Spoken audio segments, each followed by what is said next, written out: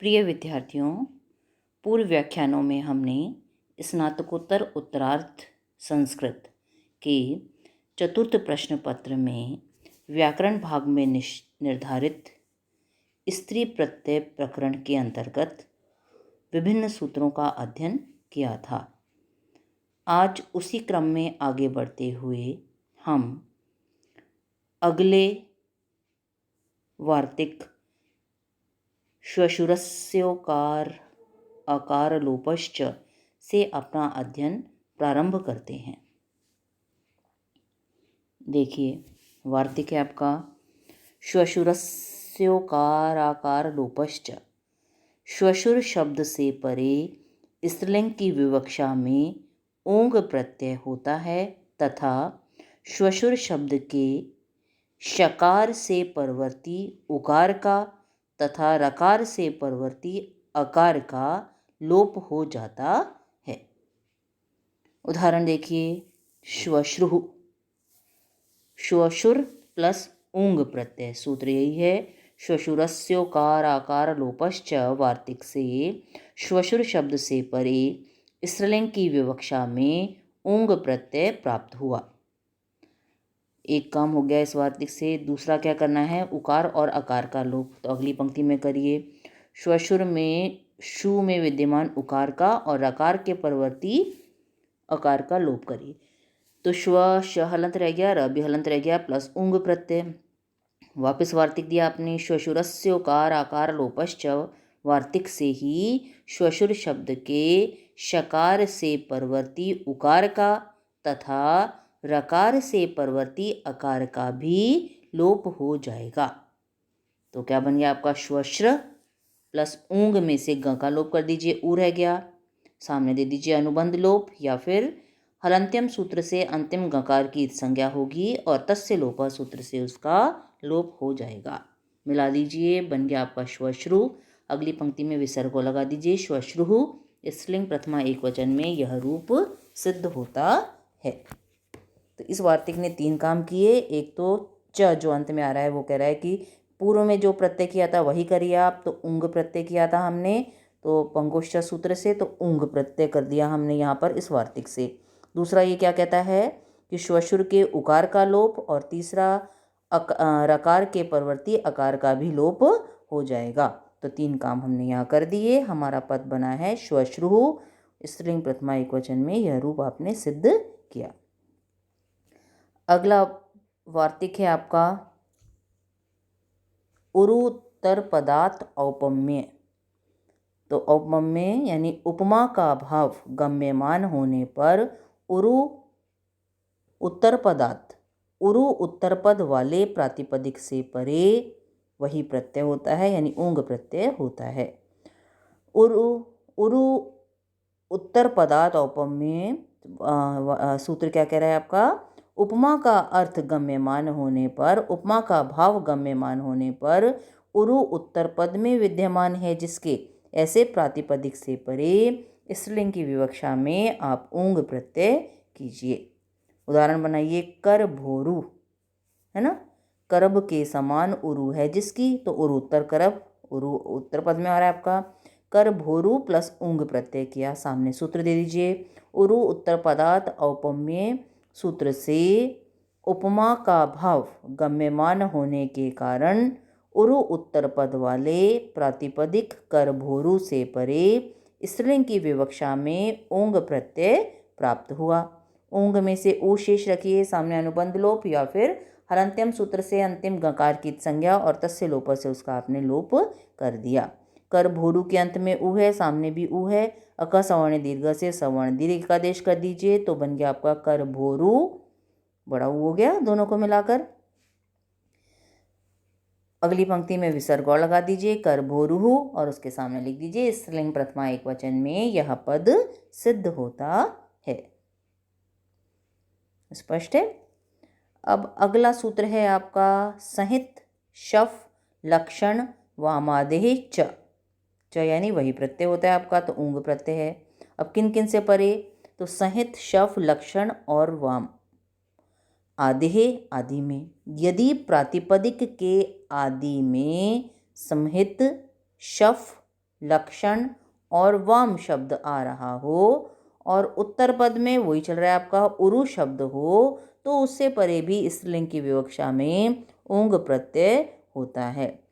प्रातिपदिक के आदि में सहित शफ लक्षण अथवा वाम शब्द होने पर तथा उत्तर पद में उरु शब्द होने पर स्त्रीलिंग की विवक्षा में ऊंग प्रत्यय होता है। उदाहरण देखिए आप, चारों का है आपका सहितोरु, सहित उरु। सहित आदि में हो गया आपका, पूर्व में हो गया, पूर्व पद हो गया, और उत्तर पद हो गया उरु। तो देखिए सहितोरु प्लस ऊंग प्रत्यय कर दिया, सामने यही सूत्र दिया, संहित शफ लक्षण वामादेश च। सूत्र से प्रातिपदिक के आदि में संहित तथा उत्तर पद में उरु शब्द होने के कारण उससे परे स्त्रीलिंग की विवक्षा में ऊंग प्रत्यय प्राप्त हुआ।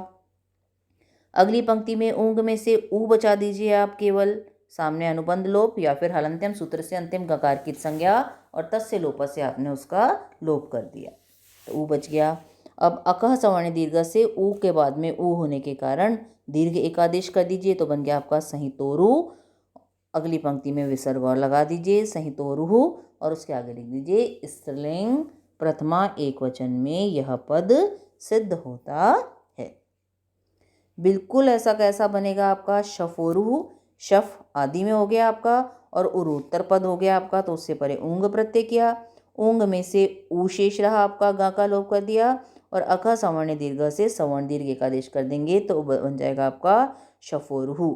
ऐसे ही बनेगा लक्षणोरुहु, तो लक्षण और उरु दो हैं आपके इसमें, तो लक्षणोरु से ऊंग प्रत्यय किया, सामने यही सूत्र लिखकर आप लिख देंगे कि प्रातिपदिक के आदि में लक्षण और उत्तर पद में उरु शब्द होने के कारण उससे परे स्त्रीलिंग की विवक्षा में ऊंग प्रत्यय प्राप्त हुआ। ऊंग में से ऊ शेष रहा, अनुबंध लोप किया आपने, अकह सवर्ण दीर्घ से सवर्ण दीर्घ एकादेश कर देंगे, तो बन जाएगा आपका लक्षणोरु, विसर्ग लगा देंगे, स्त्रीलिंग प्रथमा एकवचन।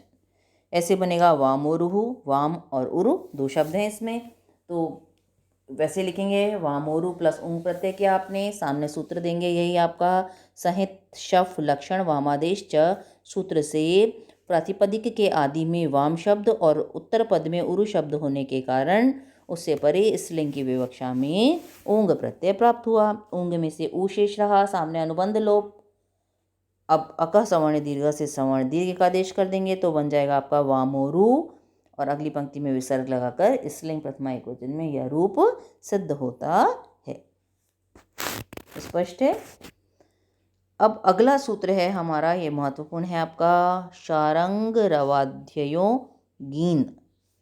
शारंग रवादि गण में पठित और अय प्रत्यांत, अय है ना आपका, शारंग रवात अयः गीन, शारंग रवादि गण में पठित शब्दों से परे और अय प्रत्यांत जातिवाचक प्रातिपदिक से परे स्त्रीलिंग की विवक्षा में गीन प्रत्यय होता है।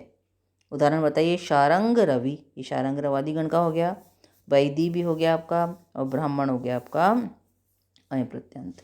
तो बनाइए आप शारंग रव प्लस गीन प्रत्यय, शारंग रवाध्ययों गीन सूत्र से शारंग रव आदि गण में पठित शारंग रव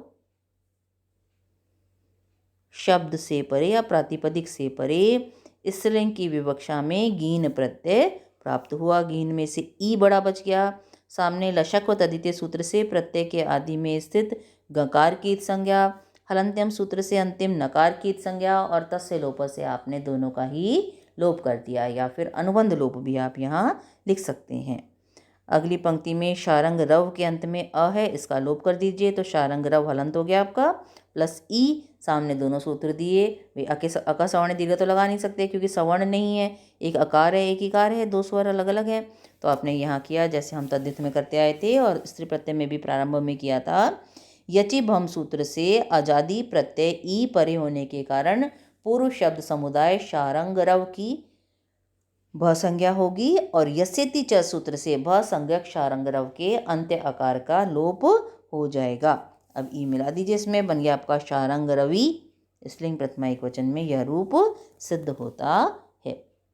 बिल्कुल ऐसे बनाएंगे आप वैदी, तो वैद प्लस गीन सूत्र वही देंगे। शारंग रवाध्ययों गीन सूत्र से शारंग रवादी गण में पठित वैद शब्द से परे स्त्रीलिंग की विवक्षा में गीन प्रत्यय प्राप्त हुआ।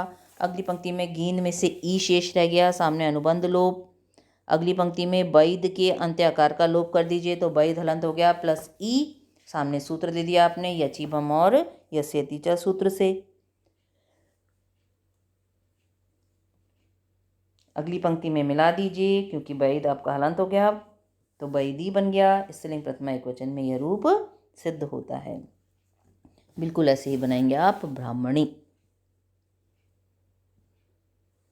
ब्राह्मण प्लस गीन प्रत्यय किया, सूत्र वही है शारंग रवाध्ययो गीन सूत्र से अय प्रत्यांत जातिवाचक प्रातिपदिक ब्राह्मण से परे स्त्रीलिंग की विवक्षा में गीन प्रत्यय प्राप्त हुआ। गीन में से अगली पंक्ति में ई रह गया, सामने अनुबंध लोप। ब्राह्मण के अंत्याकार का लोप कर दीजिए यचिभम और यस्यति च सूत्र से। मिला दीजिए हलंत ण में ई तो ब्राह्मणी बन गया। स्त्रीलिंग प्रथमा एकवचन में यह रूप सिद्ध होता है। आज आपको जो सूत्र पढ़ाए इनको ध्यान से देखिएगा। कल स्त्री प्रत्यय के जो कतिपय सूत्र बचे हैं उनको पूरा करके हमारा स्त्री प्रत्यय प्रकरण समाप्त हो जाएगा।